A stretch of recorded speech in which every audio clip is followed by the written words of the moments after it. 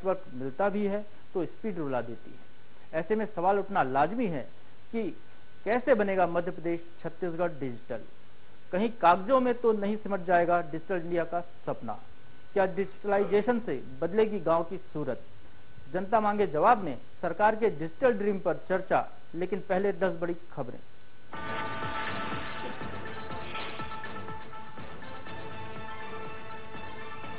पश्चिम बंगाल के प्रभारी बने बीजेपी महासचिव कैलाश विजयवर्गीय। मध्य प्रदेश के प्रभारी बने रहेंगे विनय सहस्त्रबुद्धे। अनिल जैन को छत्तीसगढ़ की कमान, सरोज पांडे को महाराष्ट्र की मिली जिम्मेदारी। डिजिटल इंडिया की तरफ एक कदम और बढ़ा मध्य प्रदेश। सीएम शिवराज ने स्कूली बच्चों के साथ की वर्चुअल क्लास। 2000 स्कूलों में शुरू होंगी स्मार्ट क्लासेस।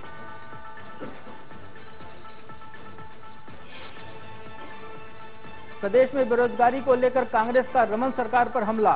कहा 4 साल में 1% युवाओं को भी नहीं मिली नौकरी। पेश किए बेरोजगारों के आंकड़े।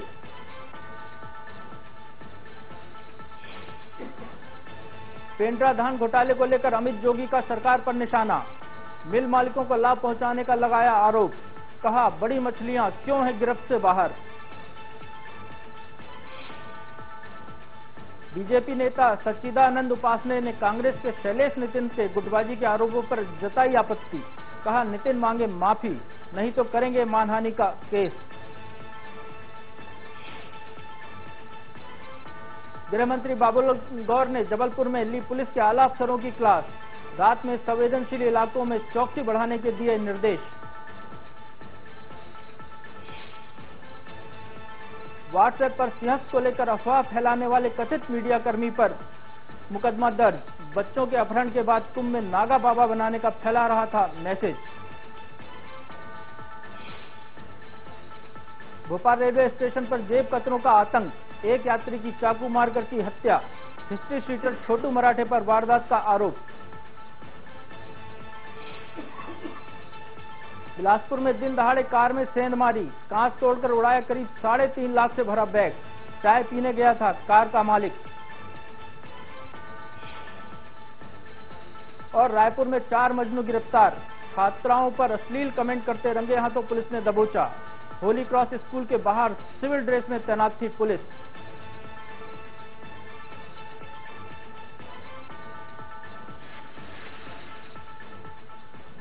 This program is sponsored by CXCT, co-sponsored by ISEC University and LNCT Group.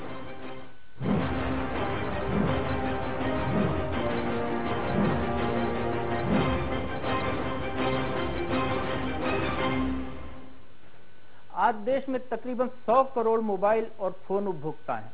इनमें से अंदाजन 33 करोड़ उपभोक्ताओं के पास स्मार्टफोन है और तकरीबन हर 5 फोन में से 3 पर इंटरनेट भी एक्टिव है। लेकिन एक सर्वे के मुताबिक ज्यादातर यूजर इंटरनेट का सदुपयोग करने के बजाय इसका बेजा इस्तेमाल करते हैं। यूथ सोशल साइट्स पर मसरूफ रहते हैं। ऐसे में सरकार के सामने इंटरनेट लिटरेसी एक बड़ी चुनौती है। इंटरनेट का कितना और क्या इस्तेमाल करना है यह समझना जरूरी है। सरकार की कोशिश पेपरलेस वर्क की भी है। ऐसे में लोगों को सहूलियत तो मिल जाएगी, लेकिन इससे साइड इफेक्ट भी बढ़ना तय है।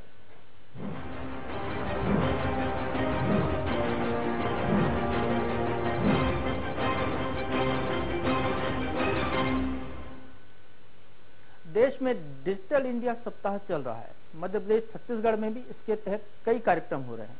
इसी के तहत सीएम शिवराज खुद वर्चुअल क्लास के जरिए छात्र छात्राओं से रूबरू हुए। वहीं कांग्रेस भले ही डिजिटल इंडिया का विरोध न कर रही हो, लेकिन उसको इसके रस्म अदायगी बन जाने का शक है। दुनिया जिस प्रकार से बदल रही है, आपने देखा होगा, आपको घर में मान लीजिए कभी तय करें चलो भाई किसी रेस्टोरेंट में अच्छा खाना खाने जाना है, और परिवार के 4 लोग बैठ करके चर्चा करते हैं कहां जाएंगे। और अगर आपका 15-16 साल का बच्चा है वो सुनता है तो वो क्या करता है, तुरंत गूगल गुरु के पास जाता है और गूगल गुरु को पूछता है कि नजदीक में अच्छे से अच्छी रेस्टोरेंट कौन सी है, अच्छे से अच्छा मेनू कौन सा है, और वो टेबल भी वहां बैठे बैठे बुक करा देता है। ये इतना बड़ा बदलाव है। उस बदलाव को समझते हुए हमने भी अपनी व्यवस्थाओं को विकसित करना है।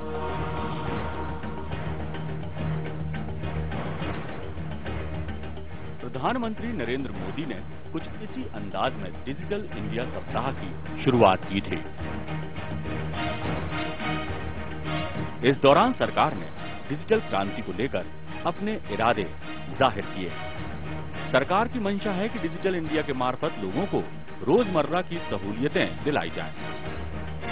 मोदी सरकार मिनिमम गवर्नमेंट मैक्सिमम गवर्नेंस की थीम पर काम कर रही है। ई गवर्नेंस से आगे बढ़कर एम गवर्नेंस में बदलना चाहती है, यानी सारे काम मोबाइल के इर्द गिर्द मिल सके। मिनिमम गवर्नमेंट मैक्सिमम गवर्नेंस, इस सपने को साकार करने में टेक्नोलॉजी बहुत बड़ा रोल प्ले करती है। ई गवर्नेंस सामान्य मानवी की जो शासकीय सेवाओं के जो उसका हक है, उसको प्राप्त करने के लिए उत्तम से उत्तम मार्ग है। और ई गवर्नेंस बहुत ही तेजी से एम गवर्नेंस में बदलने वाला है। M does not mean Modi governance. लेकिन डिजिटल इंडिया प्रोग्राम के अंदर होने वाली चीजें पहले भी हो रही थी। ऐसे में सवाल उठना लाजमी है कि नई सरकार के पास नया क्या है। सबसे पहले देखते हैं कितना स्मार्ट है इंडिया। आज देश में तकरीबन 100 करोड़ फोन और मोबाइल कनेक्शन है, जिनमें से 58 करोड़ कनेक्शन शहरों और 42 करोड़ गांवों में है। 100 करोड़ में से 33 करोड़ स्मार्टफोन है। हर 5 स्मार्टफोन में 3 पर इंटरनेट एक्टिव है। भारत में इंटरनेट की औसत स्पीड 1.5 Mbps है। 2019 तक देश में 65 करोड़ स्मार्टफोन यूजर होने की उम्मीद है। देश में अभी 20 लाख टैबलेट यूजर। 2019 तक 1 करोड़ 80 लाख यूजर्स की उम्मीद। इन आंकड़ों के बूते सरकार देश को डिजिटल बनाना चाहती है। देखते हैं क्या है डिजिटल इंडिया की खासियतें और क्या है सरकार का टारगेट। हर हाथ में मोबाइल कंप्यूटर पहुंचाना, पूरे देश में मुफ्त वाईफाई, देश में सारे रिकॉर्ड डिजिटल किए जाएंगे, पंचायत से मंत्रालय तक रिकॉर्ड डिजिटल होंगे, ई गवर्नेंस को गति मिलेगी, ई लॉकर यानी डिजिटल लॉकर, ई बैग यानी ई बस्ता, ई हेल्थ लैंडलाइन से वीडियो कॉल, ईमेल, ई अपॉइंटमेंट जिससे नागरिक सेवाओं में सुधार होगा। सेवाओं के लिए वक्त भी कम लगेगा, लेकिन कागजों पर ये जितना आसान दिख रहा है हकीकत में उतना ही मुश्किल है। देखते हैं डिजिटल इंडिया की चुनौतियां। डिजिटल इंडिया की राह में रोड़ा। डिजिटल इंफ्रास्ट्रक्चर के लिए भारी निवेश की दरकार है। ऑप्टिकल फाइबर का काम लक्ष्य से पीछे। मार्च 2017 तक अतिरिक्त 5 लाख किलोमीटर ऑप्टिकल फाइबर की जरूरत है। हर महीने 30,000 किलोमीटर ऑप्टिकल फाइबर बिछाने की सरकार। फिलहाल हर महीने सिर्फ 500 किलोमीटर ऑप्टिकल फाइबर बिछाई जा रही है। छोटे शहरों, कस्बों, गांवों में कनेक्टिविटी, बिजली समस्या, नेट स्पीड, स्पेक्ट्रम की महंगी कीमत, डिजिटल लिटरेसी बड़ी चुनौती, नेट न्यूट्रलिटी सुनिश्चित करना होगा, साइबर सिक्योरिटी सिस्टम को मजबूत करना होगा। मध्य प्रदेश, छत्तीसगढ़ में भी डिजिटल इंडिया की शुरुआत हो गई। इसी के तहत एमपी में सीएम शिवराज ने खुद वर्चुअल क्लास के जरिए सीधे स्कूल में पढ़ने वाले छात्र छात्राओं से बात की। मुख्यमंत्री ने वर्चुअल क्लास के जरिए पहले छात्रों के सामने अपने मन की बात रखी, फिर उनके साथ सवाल जवाब किए। मुख्यमंत्री ने छात्रों से कहा, डिजिटल इंडिया से शिक्षा के क्षेत्र में नए आयाम स्थापित होंगे और छात्र इसका लाभ उठा सकेंगे। उन्होंने छात्र छात्राओं से मन लगाकर पढ़ाई करने के लिए भी कहा। बच्चे भी सीएम से बात कर बेहद खुश दिखे। ये मुमकिन हुआ तकनीक से। ICT स्कूल परियोजना के अंतर्गत इस साल 2000 स्कूलों में हम कंप्यूटर सेंटर खोल रहे हैं। उन स्कूलों में हमारे बच्चे कंप्यूटर सीखेंगे, क्योंकि टेक्नोलॉजी ने कई चीजें इतनी आसान कर दी है, जो काम महीनों में मेहनत करके नहीं हो सकता वो क्लिक करते ही हो जाता है। अभी वर्चुअल क्लासरूम से 400 से ज्यादा स्कूल और कॉलेज जुड़े। चुनौतियां जितनी भी हों, लेकिन बीजेपी जहां डिजिटल इंडिया मुहिम को बेमिसाल और क्रांतिकारी बता रही है, तो वहीं कांग्रेस भी मिशन का विरोध तो नहीं कर रही। हालांकि पार्टी को शक है कि डिजिटल इंडिया मिशन एक हफ्ते में ना सिमट कर रह जाए।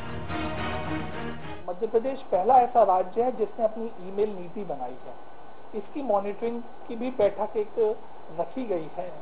कहने का मतलब यह है कि मध्य प्रदेश सरकार अपनी मशीनरी में, मतलब अपने शासकीय अधिकारियों को भी ज्यादा डिजिटली स्ट्रेंथन करने का प्रयास कर रही है, मजबूती लाने का प्रयास कर रही है।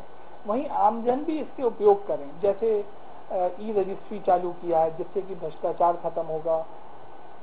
दूसरी ई सर्विसेज हैं, जैसे ई खसरा और अक्स का अब प्रचलन बढ़ने लगा है। ई अक्स देने का काम चालू कर रहे हैं। मेरा ये मानना है कि वास्तविकता में हमें पहले बुनियादी स्तर पर परिवर्तन करने होंगे, और जब तक बुनियादी परिवर्तन नहीं होते तब तक हम वास्तव में डिजिटलाइजेशन की ओर, चाहे बातें कितनी भी हों, सही मायनों में नहीं पहुंच सकते। क्योंकि यदि आप इसकी आज आप देखें तो कई योजनाओं की जानकारी सरकार का ये दावा रहता है कि हम इंटरनेट पे उपलब्ध करा रहे हैं, लेकिन आप जब भी उसको वेबसाइट को मध्य प्रदेश शासन की खोलकर देखेंगे तो एक तो जानकारी आधी अधूरी होती है, कई बार ब्लॉक होती है और आम व्यक्ति को वो जानकारी मिल ही नहीं पाती। दुनिया से कदम ताल के लिए इंडिया का डिजिटल होना बेहद जरूरी है। हालांकि इसकी राह में रोड़े बहुत हैं। ऐसे में देखना ये भी होगा कि फिलहाल इंटरनेट का उपयोग कम, दुरुपयोग ज्यादा होता है। यूथ भी सोशल मीडिया के जरिए मसरूफ रहते हैं। सब कुछ ऑनलाइन होने के खतरे भी बहुत हैं, मसलन हैकिंग, पासवर्ड चोरी होना, आपकी निजी जानकारी लीक होना। लेकिन इन सब के बावजूद मौका भी है और दस्तूर भी। लिहाजा वक्त के साथ बदलना होगा और देश को डिजिटल बनाना होगा। Bureau report, news express. जब देश में डिजिटल क्रांति की हो बात, सरकार देखे डिजिटल इंडिया का सपना, सूबे में भी मनाया जाए डिजिटल इंडिया सप्ताह, तो सवाल उठते हैं। कैसे बनेगा मध्य प्रदेश छत्तीसगढ़ डिजिटल? कहीं कागजों में तो नहीं सिमट जाएगा डिजिटल इंडिया का सपना? क्या डिजिटलाइजेशन से बदलेगी गांव की सूरत? इस मसले पर बात करने के लिए हमारे साथ मौजूद हैं बीजेपी प्रवक्ता रजनीश अग्रवाल। रजनीश जी, स्वागत है आपका। कांग्रेस नेता मृणाल पंत भी हमारे साथ हैं। मृणाल जी, आपका भी स्वागत है। और विशेष टिप्पणी के लिए मौजूद हैं वरिष्ठ पत्रकार राजेश सिरोडिया जी। सिरोडिया जी, हम आपका भी स्वागत करते हैं। सिरोडिया जी, पहला सवाल मेरा यही है, जो सवाल लगभग चर्चा में आ रहा है अभी तक जो हमने दिखाया, कि कहीं ये डिजिटल इंडिया का सपना कागजों में तो नहीं सिमट जाएगा? एक हफ्ते तक ये डिजिटल सप्ताह जो मना रहे हैं, इसके बाद सरकार दूसरे काम न पकड़ ले, डिजिटल को भूल जाए, पूरा डिजिटल इंडिया को, कहीं ऐसा तो नहीं होने जा रहा है? नहीं प्रभु जी, देखिए डिजिटल इंडिया का सपना जो है ये तो वैश्विक बाजारवाद की मजबूरी है।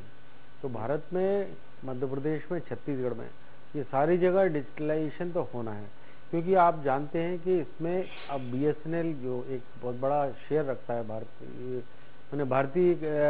भारत सरकार के उपक्रम के रूप में, लेकिन प्राइवेट सेक्टर में भी उससे भी बड़े बड़े प्लेयर्स जो हैं, खिलाड़ी यहाँ पर मौजूद हैं, और 4G वाली जो चीजें हैं वो सब लेके आ ही रहे हैं बाहर से। तो प्राइवेट सेक्टर में जब चीजों का वो होना ही है, तो निश्चित रूप से वो उनका भी अब सपना है। हाँ, एक चीज की बात जरूर है कि जहां उनको कम बेनिफिट मिलता है, ग्रामीण क्षेत्र है, वहां पर वो कितना कारगर होगा, ये अलग बात है। तीसरी चीज ये है कि हम कहने को 3G 4G और सारी बातें अभी कर रहे हैं, लेकिन जहां 4G की बात हो रही है वहां 3G चल रहा है, जहां 3G की बात हो रही है वहां 2G पे चल रहा है। स्पेक्ट्रम को लेके जो है आपको चार्जेस कुछ वसूले जा रहे हैं, सर्विस कुछ प्रोवाइड की जा रही है। लेकिन आगे चल के चूंकि इन सारी चीजों के बारे में लोगों में जागृति आती जा रही है, और जो हमारी युवा पीढ़ी है वो प्रधानमंत्री जी जिस तरह से कह रहे हैं या मुख्यमंत्री जी जिस तरह से कह रहे हैं, हमारी युवा पीढ़ी उससे आगे बढ़ के और 2 कदम आगे बढ़ के पहले से ही सोच रही है। तो ये सारी चीजें एक उस दिशा में चल रही हैं जिसमें कि देश पहले ही आगे बढ़ चुका है, लेकिन एक मोटिवेटर के रूप में भारत सरकार और मध्य प्रदेश सरकार इन चीजों को आगे बढ़ाएगी तो निश्चित रूप से ज्यादा तेजी से पहुंचेगा और इसका फायदा तो निश्चित रूप से मिलना ही है। लेकिन सवाल यही उठता है कि जो इसकी जो ये असल मंशा है कि इस डिजिटलाइजेशन का उपयोग जनता को सर्व करने में, शासन जो है जनता को सेवा पहुंचाने में किस हद तक करता है, किस तरीके से करता है, कितने कारगर तरीके से कर पाता है, ये सबसे बड़ा और बुनियादी सवाल है। माने बात फिर अटक कर आ जाती है कि सरकारी तंत्र इस डिजिटलाइजेशन का कितना फायदा जनता तक पहुंचाना चाहेगा, क्योंकि सबसे बड़ा समस्या ये होती है कि जब डिजिटलाइजेशन के जरिए चीजें करेंगे तो टाइम बाउंड चीजें होंगी जो नौकरशाही के मूल मिजाज के खिलाफ है। तो ये सारी चीजें अड़ंगबाजी आती है। आज भी हम डिजिटलाइजेशन की और सारी जगह की बात कर रहे हैं, सारी जगह कई जगह टारगेट हो चुके हैं, बहुत दिनों से अपना चल रहा है।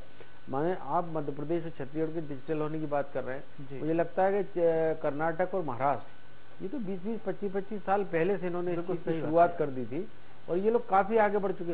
लेकिन अब चूंकि ये वैश्विक दौर है, जैसे अमेरिका में 2 साल पहले 4G आ गया था, तो हम ज्यादा पीछे नहीं है।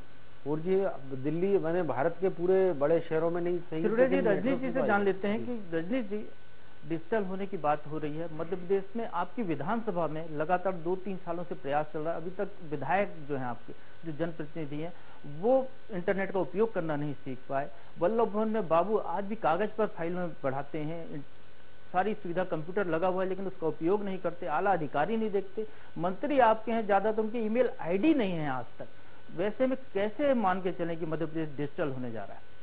देखिए, मध्य प्रदेश हो या छत्तीसगढ़ या पूरा देश की बात हो, जो डिजिटल इंडिया की कल्पना, संकल्प प्रधानमंत्री माननीय नरेंद्र मोदी जी ने 15 अगस्त को लाल किले की प्राचीर से रखा था, 1 जुलाई को जब उन्होंने पूरी योजना रखी, तो मैं आपके चैनल पर आने के पहले तक पूरी तरह से उस पूरे अभियान की जानकारी नहीं रखता था। लेकिन आपके चैनल पर आने के लिए जब मैं पूरे उस अभियान की जानकारी लेने लगा, तो मुझे लगा वास्तव में इस देश में डिजिटल इंडिया के नाम से एक अभूतपूर्व क्रांति आ रही है। जो आप बात कर रहे हैं कि क्या मध्य प्रदेश में संभव होगा, अब विधायक ईमेल आईडी नहीं रखते, या देखिए, जब नीति के स्तर पर काम होने लगता है, बनाने वाले उसका अमल नहीं करते, तो कैसे उम्मीद कर लेना है कि नीचे के स्तर पे आप प्रभु जी देखना शुरू करना पड़ता है, सीखना शुरू करना पड़ता है। जब बात चली थी डीबीटीएल की कि गैस उपभोक्ता को उसके बैंक खाते में उसकी सब्सिडी की राशि जाएगी, तो टाइम बाउंड प्रोग्राम चला, 1 जनवरी से शुरू हुआ, 30 जून तक आज की तारीख में पूरे देश के गैस उपभोक्ता ऑनलाइन कर दिए गए और उनके सब्सिडी का पैसा उनके खाते में जाना लगा।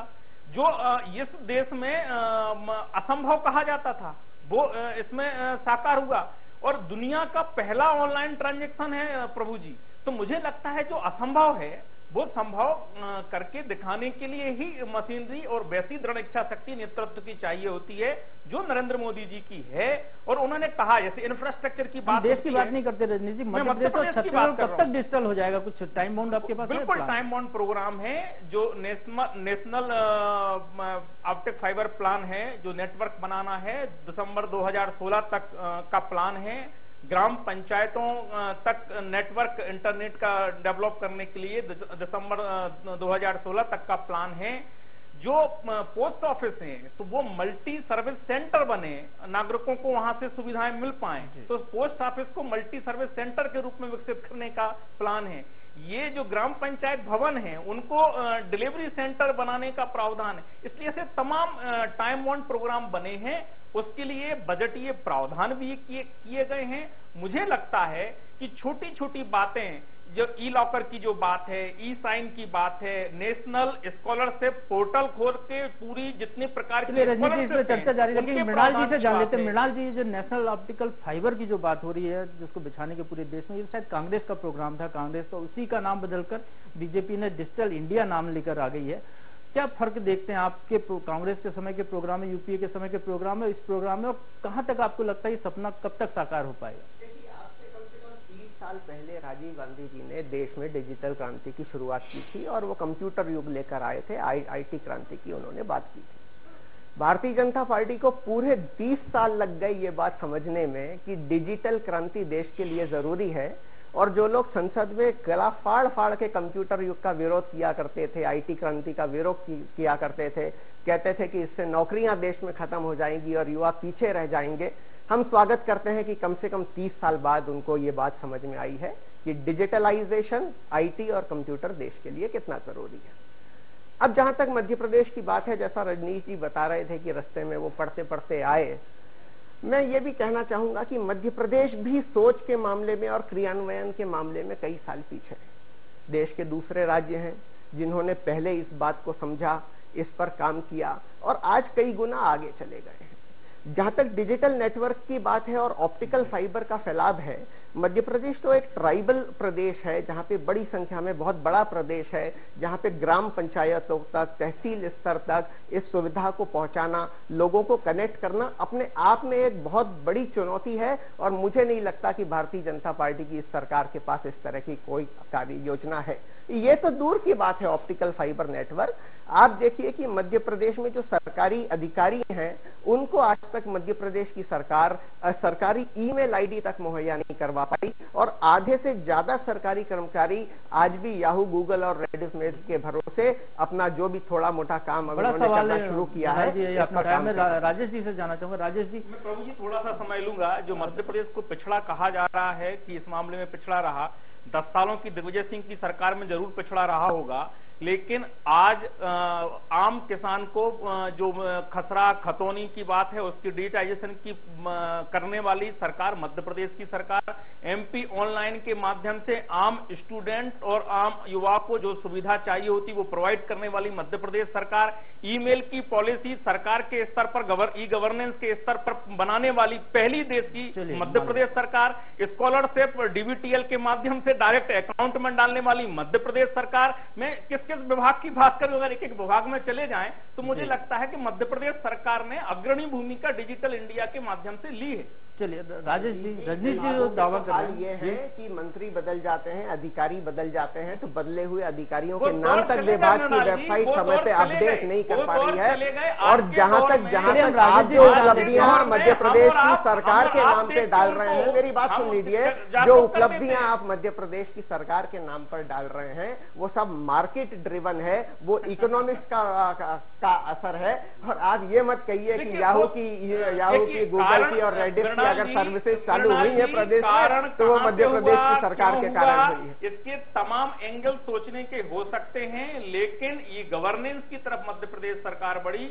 आज जो बात है, रजनीश जी, हम राजेश जी से जाने चाहते हैं। रजनीश जी, आपने की बात हो गई, रजनीश जी आ गई आपकी बात फोरम पर, आपने जो दावे किए हैं। राजेश जी, रजनीश जी जो दावे कर रहे हैं कि मध्य प्रदेश पहला राज्य है जिसने ईमेल नीति बनाई, शायद आप हम जानते हैं कि मध्य प्रदेश वो राज्य है जहां 2 साल पहले ईमेल नीति बन गई थी, अभी तक अधिकारियों के ईमेल जो है सरकारी साइट पर नहीं आए हैं, वो अभी भी गूगल पर इस्तेमाल कर रहे हैं। मध्य प्रदेश वो राज्य है जहां पर आज तक सरकारी कोई ऐप नहीं है सरकार का, सरकार की वेबसाइटें बहुत सारी हैं। मध्य प्रदेश वो राज्य है जहां मुख्यमंत्री की वेबसाइट शायद बंद पड़ी हुई है कई लंबे समय से, उसको कोई देखने वाला नहीं है, धनी धौरी नहीं है। तो राजेश जी, ऐसे में कैसे मान लें जो रजनीश जी दावे कर रहे हैं वो सत्य है, दावे या आगे सत्य साबित होंगे, कैसे माना जा सकता है? देखिए, एक तो मैं आपसे कह रहा था कि एक चीज ऐसी हो रही डिजिटलाइजेशन की, क्योंकि प्राइवेट सेक्टर जो मार्केट है, वर्ल्ड मार्केट जो है वो उसको ड्रिवन है, तो वो तो एक अनिवार्य तौर पर वो चल रहा है, चाहे सरकार कांग्रेस की हो या भारतीय जनता पार्टी को, वो तो एक सतत प्रक्रिया चल रही है और चलती रहेगी। सवाल इसका है कि नेतृत्व की जो इच्छा शक्ति होती है, जैसे नरेंद्र मोदी जी ने दिखाया या शिवराज सिंह चौहान ने, ये एक अपना पहलू होता है, लेकिन इसको इम्प्लीमेंट और एग्जीक्यूट करने वाली जो अथॉरिटी है वो नौकरशाह है, अफसरशाह है, उनकी इच्छा शक्ति कितनी है? क्योंकि सबसे ज्यादा कुठाराघात और वज्राघात अगर किसी चीज पर होने वाला है तो वो उनके अधिकारों पर होने वाला है। क्योंकि आज सरकारी महकमे में आप जाएं तो नौकरशाह और अफसरशाहों को भ्रष्टाचार करने में पैसा किस चीज का मिलता है? चीजों को डिले करने में मिलता है, चाहे फाइल का मामला हो, चाहे आदेश जारी करने का मामला हो। जो सरकारी ये अपडेट नहीं होती, इसका भी यही कारण है क्या? निश्चित रूप से देखिए, इसके पीछे एक जड़ता है। आप देखिए, आप कुछ बड़े अफसरों से बात करेंगे तो वो कहेंगे बिल्कुल हम IT, कई आपको अफसर मिलेंगे जो बहुत ही ज्यादा IT फ्रेंडली हैं और बड़ा यूज टू भी हैं, टेक्नो सेवी हैं, बहुत तेजी से सीखना चाहते हैं, लेकिन एक बहुत बड़ा वो मिलेगा, उनका कुछ नहीं करना, वो तो वही फाइलें चलेंगी, वो हमारा तो जो है टेसू यहीं पर गड़ा हुआ है। तो ये मानसिकता जो है इसको बदलने की जरूरत है। और वो जब तक नहीं बदली जाएगी, देखिए जनता के सिर्फ शिवराज सिंह चौहान या नरेंद्र मोदी जी के कहने सुनने से थोड़ी होने वाली है। उसके लिए नीचे पूरा अमला जो है, बाबुओं का, अफसरों का, ये सारी चीजें, इन सारी चीजों के बीच में एक चीज भाव भरना पड़ेगा कि हम जनता के सेवक हैं, हम शासक नहीं हैं। जो एक अंग्रेजों के समय एक भाव था ना कि हम गवर्नमेंट सर्वेंट हैं, माने शासकीय सेवक हैं। शासकीय सेवक नहीं, आप लोक सेवक हैं, जनता के सेवक हैं। डेमोक्रेसी का तकाजा यही कहता है। तो जब वो भाव नहीं भरेंगे तो लोक सेवा की बात नहीं आएगी, लोक सेवा की भाव आएगी, तब जाके आप उनको सोचेंगे कि हम कम से कम मेहनत करके जल्दी जल्दी सर्विस कैसे दें। वो डिजिटलाइजेशन के माध्यम से हो सकता है, लेकिन अब वो बात वही देखने वाली बात है कि उसको कैसे। दूसरा एक बहुत बड़ी चीज है मध्य प्रदेश छत्तीसगढ़ की, जो बात में आप भी कह रहे थे, मृणाल जी ने भी कुछ बात की। मध्य प्रदेश जो है भौगोलिक दृष्टि से राजस्थान के बाद देश का सबसे बड़ा राज्य है। वहां पर पॉपुलेशन डेंसिटी कम है, तो ये चीजें जो है रोड बनती हैं, क्योंकि कमर्शियली किसी चीज को वायबल बनाएगी। क्योंकि प्राइवेट कंपनी जो है ना, यहाँ पे कोई सामाजिक सरोकार के हिसाब से नहीं आए, वो धंधा करने के हिसाब से आए।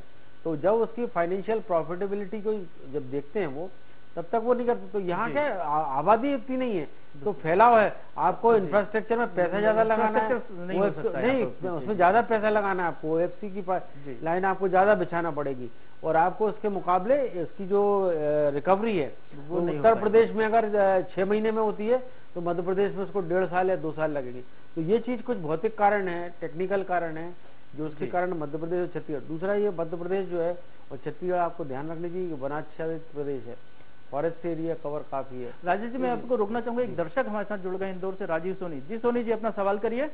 हाँ जी, ये रजनी जी से हमारा सवाल है कि चीन ने 10 साल पहले पोर्न साइट्स को बैन कर दिया था। बीजेपी संस्कृति और इन सब चीजों की बात करती है, क्या बीजेपी इतनी हिम्मत दिखाएगी कि देश में भी पोर्न साइट्स बैन, और आप हर हाथ में मोबाइल तो पहुंचा रहे हैं, लेकिन क्या इस खतरे से आगाह है कि उन मोबाइल का कितना गलत इस्तेमाल होने वाला है इन फोन साइट्स के जरिए, और कितनी संस्कृति, हमारी पीढ़ी, जो युवा पीढ़ी किस तरफ जाने वाली है वो?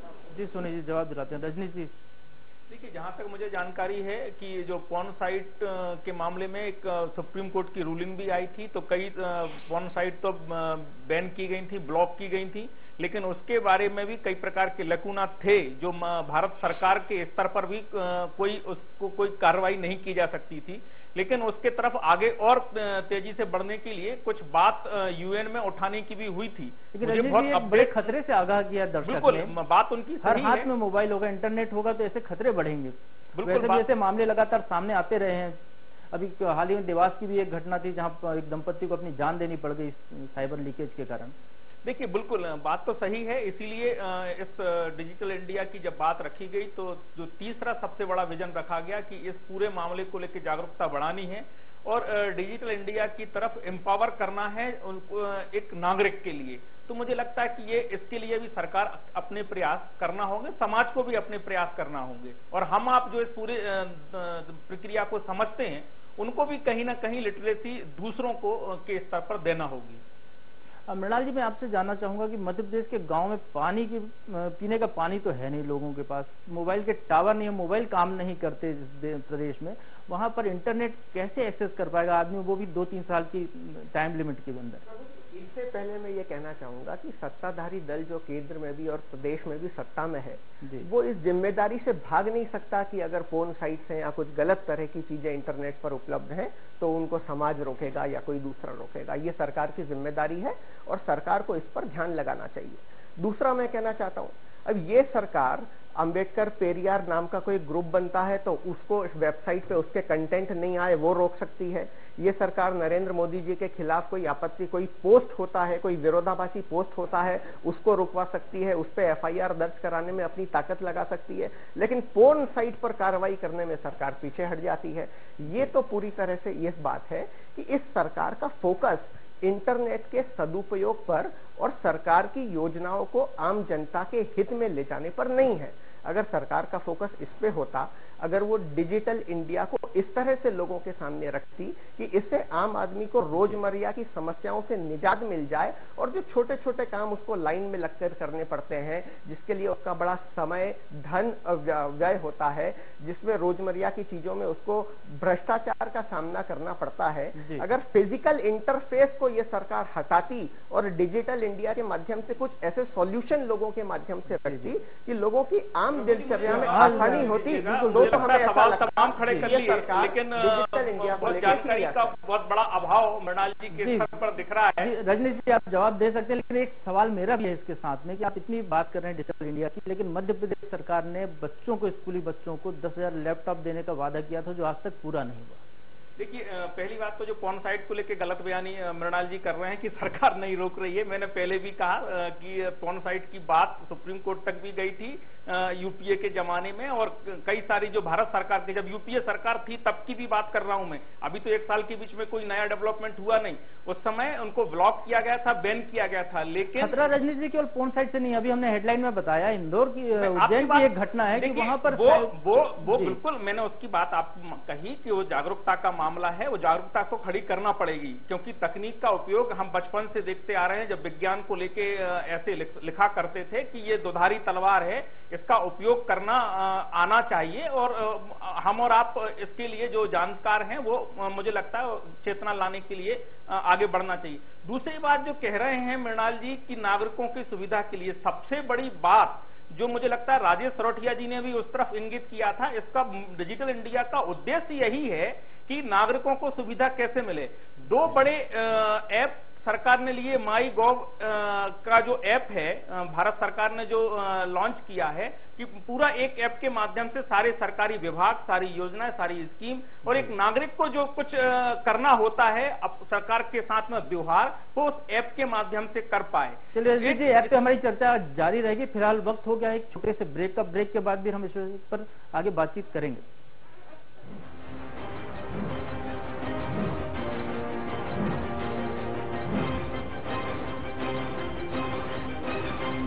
सीएक लाए है 5 प्रोजेक्ट में शुभ अवसर, स्वामित्व के साथ लाभ ही लाभ। सीएक औद्योगिक क्षेत्र, धार्मिक पर्यटन, सीएक agro, energy capital of India, सीएक सैटेलाइट सिटी भोपाल। सिर्फ 2 से 3 लाख के पेमेंट कर, शेष 2 से 5 साल की किस्तों में। सीएक 26 वर्षों से प्रतिष्ठित मध्य प्रदेश की सफल स्थानीय कंपनी। अधिक जानकारी के लिए संपर्क करें, contact 9099991000। LNCT Group of Colleges, largest educational group in Central India, having presence in Bhopal, Bilaspur, Indore, Jabalpur, Gwalior. Courses offered. For admission, please contact AISECT university, NSDC से संबद्ध मध्य प्रदेश का पहला विश्वविद्यालय। इंटरनेशनल पार्टनरशिप 6 देशों के साथ। ये अवार्ड्स हमें स्थापित करते हैं सर्वोच्च शिखर पर। प्रतिभाओं को हम देते हैं भरपूर विस्तार। अपने सपनों से बातें करें, बस एक कदम बढ़ाइए आईसेक्ट यूनिवर्सिटी की तरफ। हो पहचान अपनी बनाएंगे, आईसेक्ट में आ गए हैं तो बेस्ट एजुकेशन पाएंगे।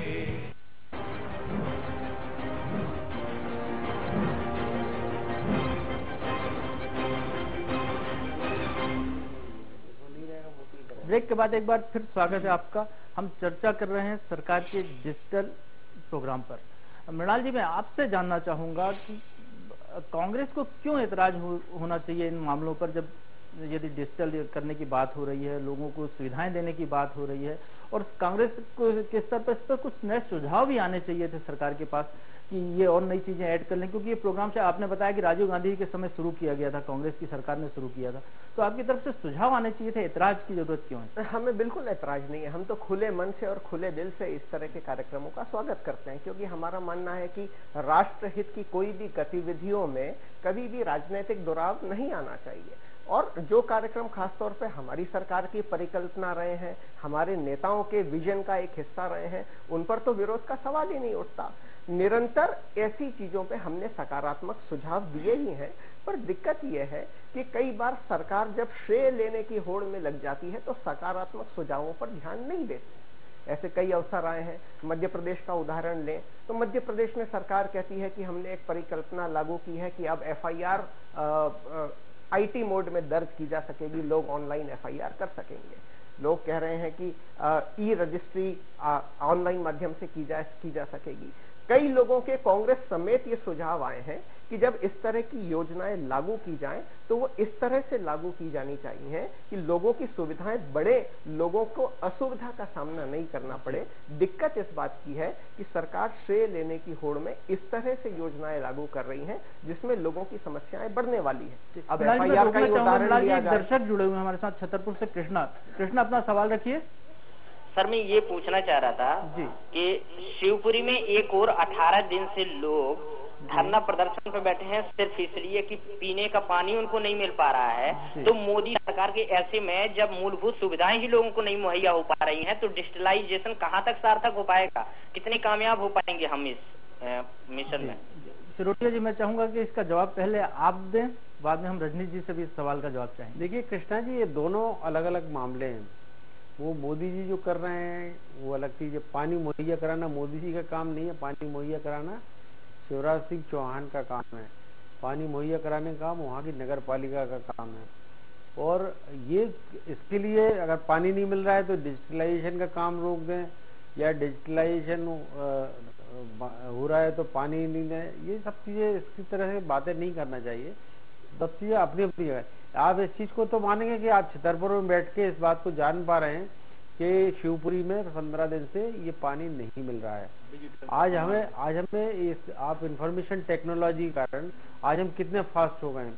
आपको पहले अखबारों का भरोसे बैठना पड़ता था, फिर न्यूज चैनल आए तो उन्होंने खबरें देना शुरू की, फिर आपको इंटरनेट आया, अब आपको व्हाट्सएप आ गया। एक कहीं विश्व के किसी कोने में कोई घटना होती है, प्रदेश के किसी गांव में घटना होती है, एकदम से व्हाट्सएप आ जाता है। तो देखिए सूचनाओं के सबके अपने फायदे हैं, नुकसान है। जैसे पोर्न साइट की बात चल रही थी या कुछ, ये बच्चे भी आजकल आज देखते हैं कि पहले माँ बाप और गुरु अपने बच्चों को जो सिखाते थे वो बच्चा उतना सीखता था।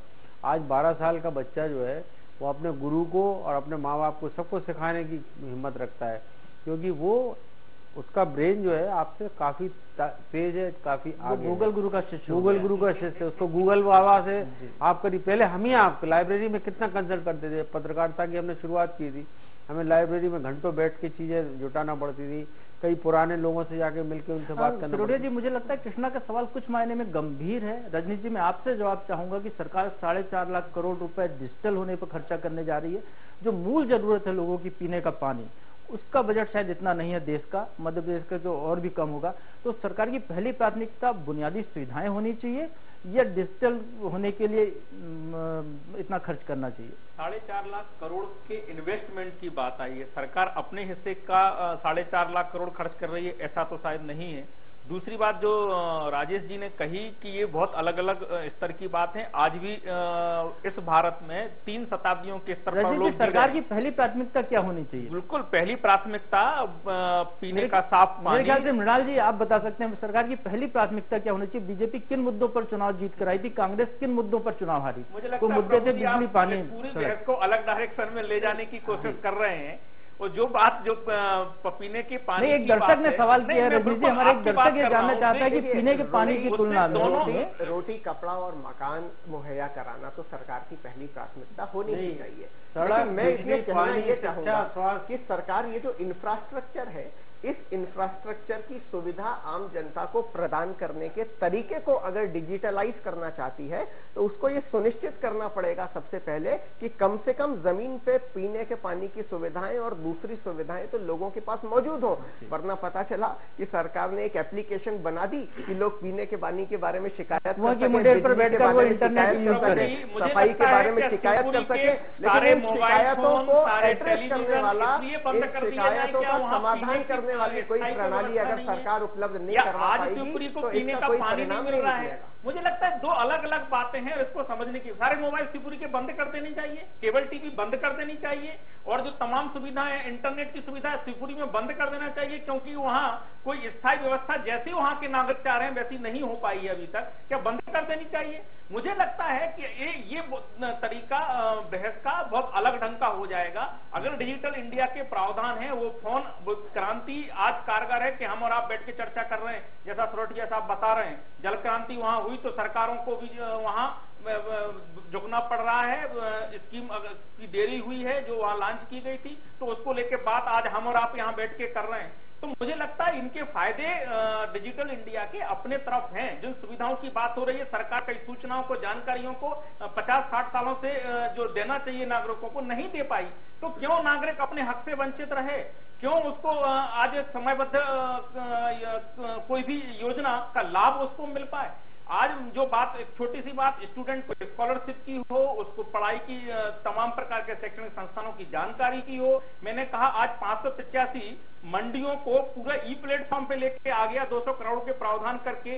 अब एक मंडी में बैठा किसान बेंगलोर की मंडी में किस प्रकार का मार्केट है और हम अगर हमारे पास में ज्यादा माल है तो हम कैसे सप्लाई कर सकते हैं, इसके प्रोविजन करने की बात आज चलने लगी है। आज एसएमएस से मौसम की जानकारी, आज खुरई का मौसम कैसा होगा, बरसात होगी कि नहीं होगी, वो एसएमएस से मुझे जानकारी मिल पाए, इसकी सुविधा डिजिटल इंडिया के माध्यम से की जा रही है। मुझे लगता है ई साइन, आज तमाम डॉक्यूमेंट, यहां 10 कागज लगाओ, वहां जन्म प्रमाण पत्र, मृत्यु प्रमाण पत्र, आज उसकी सुविधा की भैया एक बार आपने अपने कागज डिजिटाइज कर दिए और सवाल यही है कि बात सवाल यही हो रहा है कि बात इन चीजों की हो रही है, लेकिन वास्तव में धरातल पर ये कब उतरेगी? को लॉन्च किया है, 3 जुलाई को चर्चा कर रहे हैं, मुझे लगता है ये सार्थकता है, ये सार्थकता है, समयबद्ध कार्यक्रम उसका बना है। मैंने कहा पोस्ट ऑफिस को मल्टी सर्विस सेंटर के रूप में डेवलप करने की बात हुई और वहां सुविधाएं, क्योंकि पोस्ट ऑफिस का बहुत काम अब बचा नहीं, स्टाफ वहां है, इसलिए उसका उपयोग इस तरफ कैसे किया जाए। पोस्ट ऑफिस हर 2-3 ग्राम पंचायतों के बीच में, कई बार एक ग्राम पंचायत में है।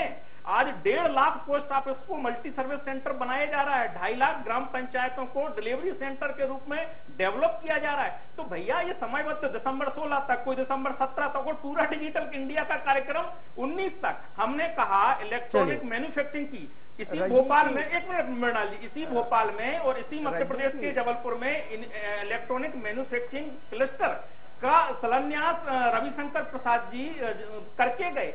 तो हमने कहा 2020 तक एक भी इलेक्ट्रॉनिक उत्पाद हम आयात नहीं करेंगे। इस स्थिति में हमें भारत को 2020 तक की स्थिति देख लेंगे। राजनीति में राजेश जी आपसे जानना चाहूंगा कि मध्य प्रदेश जहां साक्षरता 67-68% के बीच में है, वो साक्षर लोग हैं, कॉलेज जाकर पढ़े लिखे लोग नहीं है, ऐसे में सरकार इंटरनेट का लोगों गांव-गांव तक पहुंचाना चाहती है, हर घर तक, हर हाथ में स्मार्टफोन पहुंचाना चाहती है।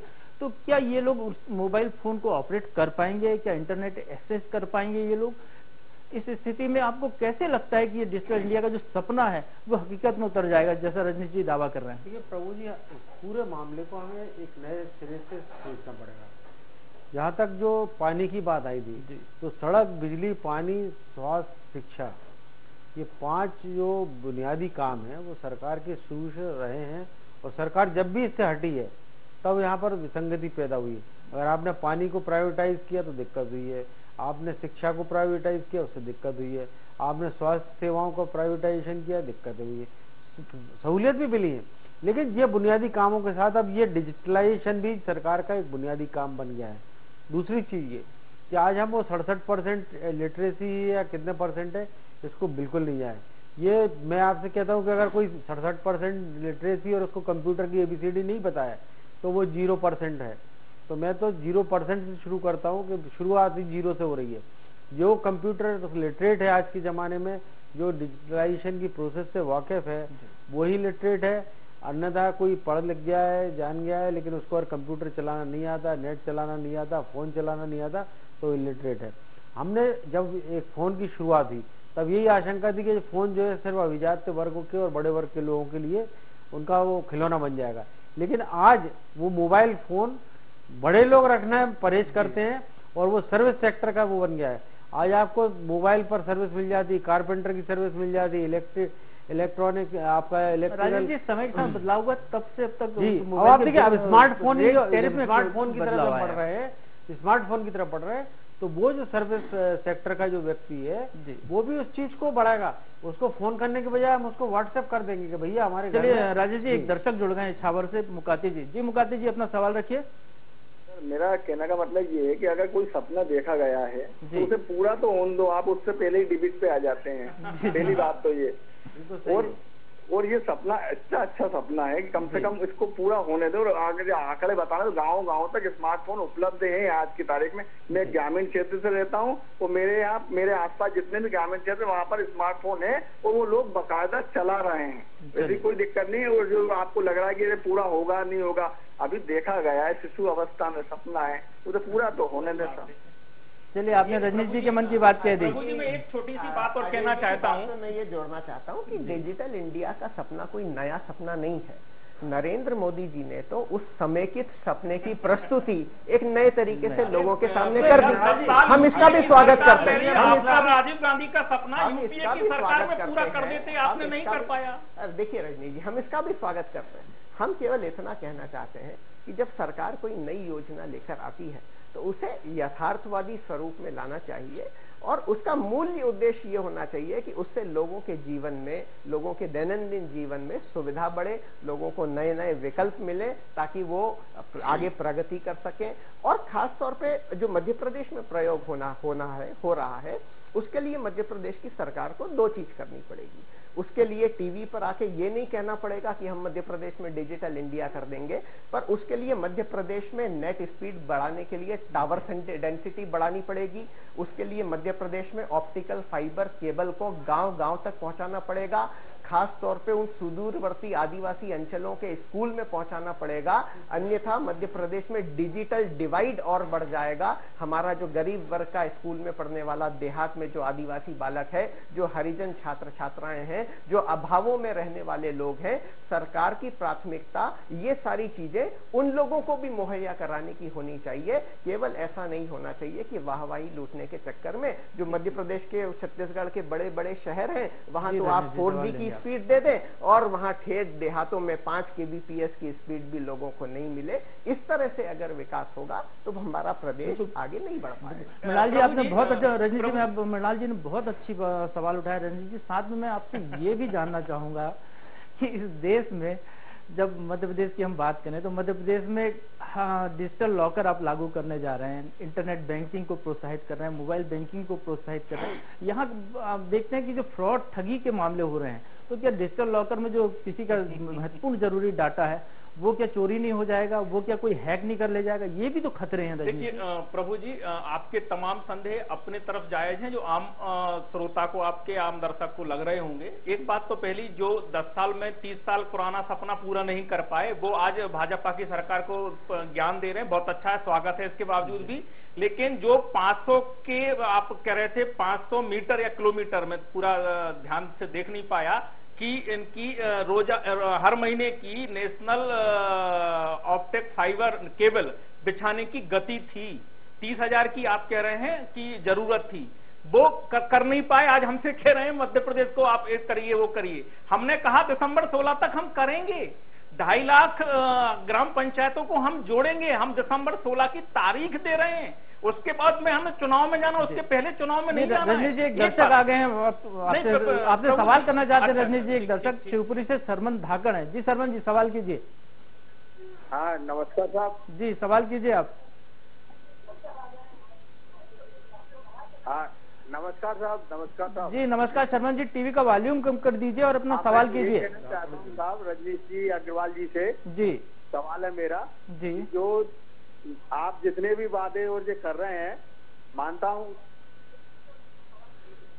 मैं रजनीश जी से पूछना चाहता हूँ। जी जी पूछिए, आवाज आ रही है आपकी, पूछिए आप। अरे रजनीश जी से पूछना चाहता हूँ कि जो भी डिजिटल ये चैनल चलाना चाहते हैं उसका स्वागत करते हैं जी, लेकिन मेरा एक सवाल थोड़ा सा हटके है कि माननीय मुख्यमंत्री प्रदेश के मुखिया शिवराज सिंह जी नशा मुक्त बनाना चाहते हैं प्रदेश को, लेकिन उनके गृह मंत्री जी स्टेटमेंट देते हैं कि नशा शराब गलत नहीं है जी, क्या इससे अपराध बढ़ाना चाहते हैं? चलिए हम जवाब दे लेते। रजनीश जी, विषय से हटकर सवाल है लेकिन सवाल तो है आपकी सरकार से। इसका जवाब तो मुझे लगता है कि खुद गौर साहब देंगे, लेकिन जो बात मुद्दे की अपन कर रहे थे उससे भटक जाएंगे। जो मैं बात कर रहा था, जो बार बार मृणाल जी कह रहे हैं, मृणाल जी देखिए, डिजिटल इंडिया का जो पूरा कार्यक्रम रखा गया है, ये आम नागरिक की सुविधा कैसे बढ़े। जो लाइनों की बात करें, छोटा सा उदाहरण देता हूं, जो एम्स में दिल्ली में इलाज कराने लोग जाते थे 30-30 घंटे रजिस्ट्रेशन उनका नहीं हो पाता था, वो डले रहते थे, कोई पटना से आ रहा है, कोई शहडोल से जा रहा है, इस प्रकार के तमाम मरीज वहां नंबर लगाने। आज पूरी की पूरी लाइन लगना बंद हो गई है, लेकिन ऑपरेशन कल की डेट नहीं मिल रही है, लाइन लगना बंद हो गई है, डेट वैसे ही आ रही है, आदमी को इंतजार करना पड़ेगा। मैं वही बात कर रहा हूं प्रभु जी, आप मेरी बात तो पूरी होना दीजिए। आज ई हॉस्पिटल नाम से पंजीकरण जो सलाह डॉक्टर के माध्यम से लेना, अगर कोई इमरजेंसी है वो डॉक्टर क्या सलाह दे सकता है, ई हॉस्पिटल के नाम से पूरी सुविधा नागरिक को मुहैया करा दी गई। उसका एक पूरा पोर्टल डाल दिया गया कि आप ई रजिस्ट्रेशन करवाइए, आप टाइमिंग सेट करिए, आपके रोग के मद्देनजर कोई सहूलियत होगी तो वो ब्लड बैंक सारी ऑनलाइन करने का और सारी एक नेटवर्क के माध्यम से जोड़ने की बात, लाभ नागरिक को मिलेगा। सिरोड़िया जी, मैं आपसे जानना चाहूंगा कि प्रदेश में नगर निगम जैसी जो संस्थाएं हैं जो आम जनता से सीधे जुड़ी हुई हैं, वहां सरकार मोबाइल फोन उपलब्ध कराती है सभी अधिकारी कर्मचारियों की कि वो जनता की समस्याएं सुने, वो फोन रिसीव तो करते नहीं है।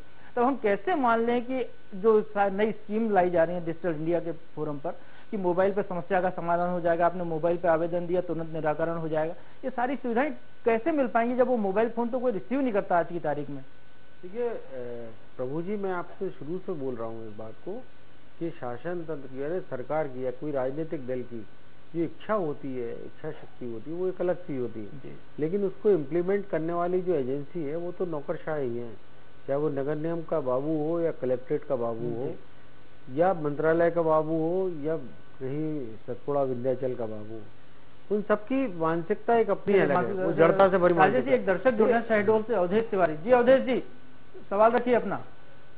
सर ये कह रहा हूँ जी, ये जो अपना हमारे सीएम महोदय इतनी अच्छी प्रक्रिया चलाए हैं, इतनी अच्छी व्यवस्था किए हैं जी, उसके बाद भी इतना तानाशाही चलता है सर कि उसमें कोई देखभाल करने वाला नहीं जी। देखिए सीएम महोदय ने सारी घोषणाएं करते हैं, सारी बातें करते हैं, बाकी हम लोग छोटे कर्मचारियों को कोई देख सुन नहीं कर सकता है सर। चलिए हम जवाब दिलाते हैं। जी राजेश जी, आपसे चर्चा चल रही है, ये सारी विषय भी उसी से जुड़ा हुआ है। अभी अपन सारी बात, मैं पहले ही तो निवेदन करना चाहता हूँ हमारे दोनों साथियों से जो हमारे साथ स्टूडियो में बैठे कि अगर हम अब इन चीजों को छोड़ दें कि कांग्रेस ने क्या किया और भाजपा ने क्या किया, देखो जिनने उनने जो नहीं किया तो उनको पब्लिक ने बाहर उठा दिया, आपको उठाया तो आप करिए। ये कहना कि आपने किया हमने नहीं किया आप क्या करेंगे, ये कोई मायने नहीं रखते। आपको तो मौका मिला है तो परफॉर्म करिए। दूसरी चीज ये कि अभी हम कितनी बड़ी बातें कर लें, अभी जो नेट की जो स्पीड है जो सबसे ज्यादा किसी में तो ऑस्ट्रेलिया में 100 शायद 115 Mbps की स्पीड मिल रही है, और अभी आपने आंकड़ा बताया था कि अपने यहाँ एवरेज स्पीड 1.3 Mbps की है।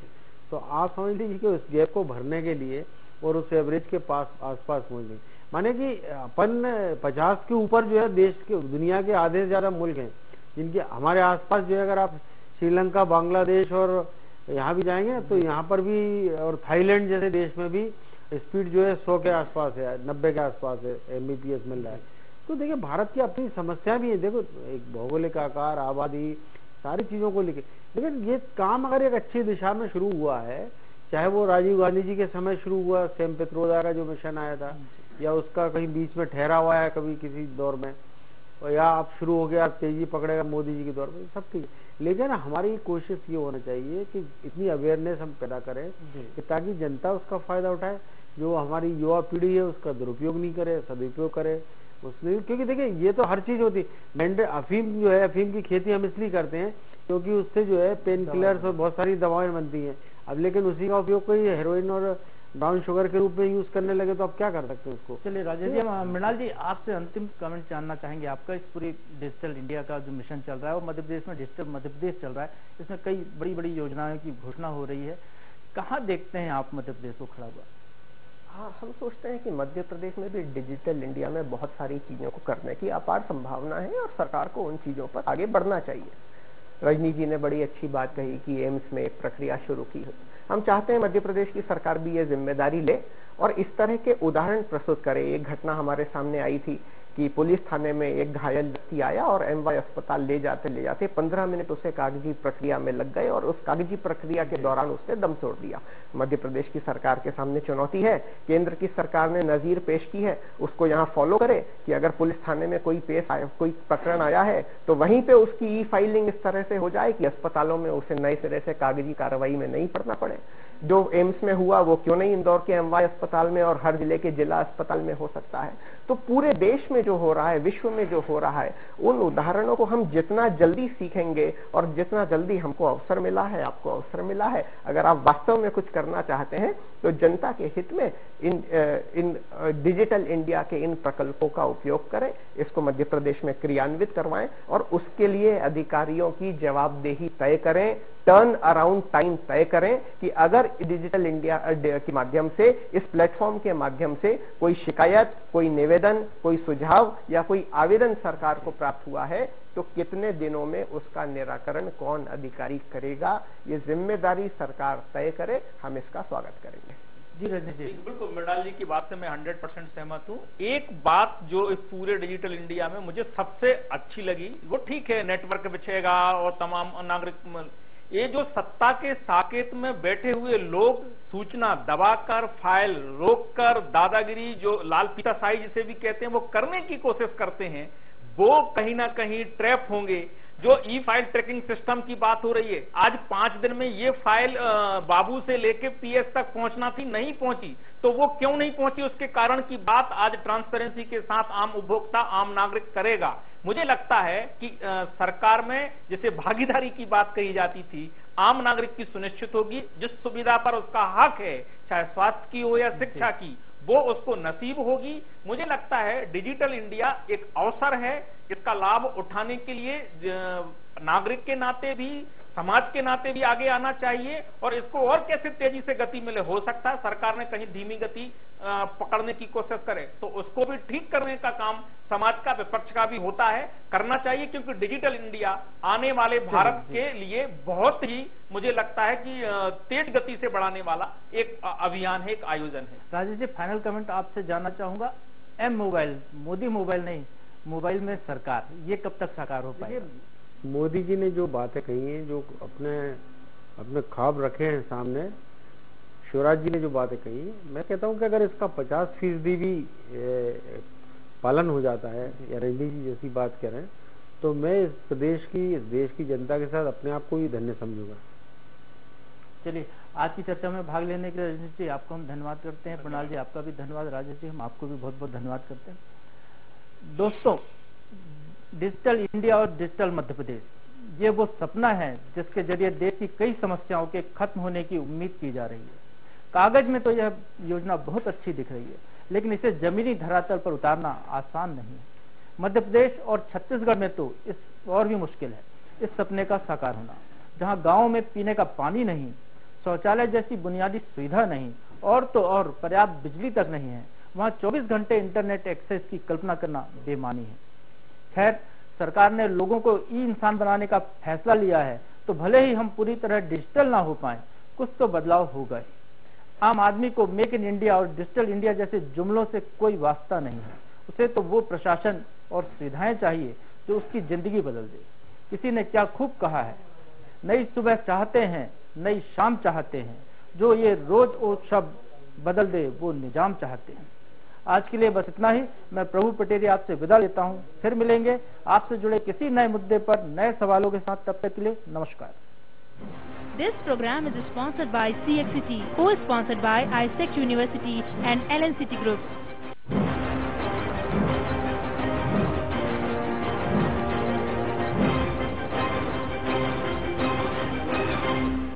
आईसेक्ट यूनिवर्सिटी एनएसडीसी से संबद्ध मध्य प्रदेश का पहला विश्वविद्यालय। इंटरनेशनल पार्टनरशिप 6 देशों के साथ। ये अवार्ड हमें स्थापित करते हैं सर्वोच्च शिखर पर। प्रतिभाओं को हम देते हैं भरपूर विस्तार। अपने सपनों से बातें करें, बस एक कदम बढ़ाइए आईसेक्ट यूनिवर्सिटी की तरफ। हो पहचान अपनी बनाएंगे, आईसेक्ट में आ गए हैं तो बेस्ट एजुकेशन पाएंगे। जब भी देखे नई खबर नए अंदाज में, न्यूज एक्सप्रेस, मध्य प्रदेश, छत्तीसगढ़।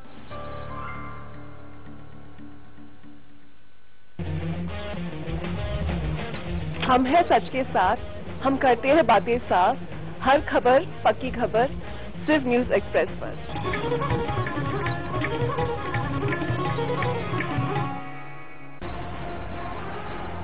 अब सामने आएगा असली सच। मेरी भी बात पहुंचेगी सरकार तक। हमारे हितों की भी होगी बात। अब दिखेगी हमारी भी खबर। अब हमारे फ्यूचर की भी होगी बात।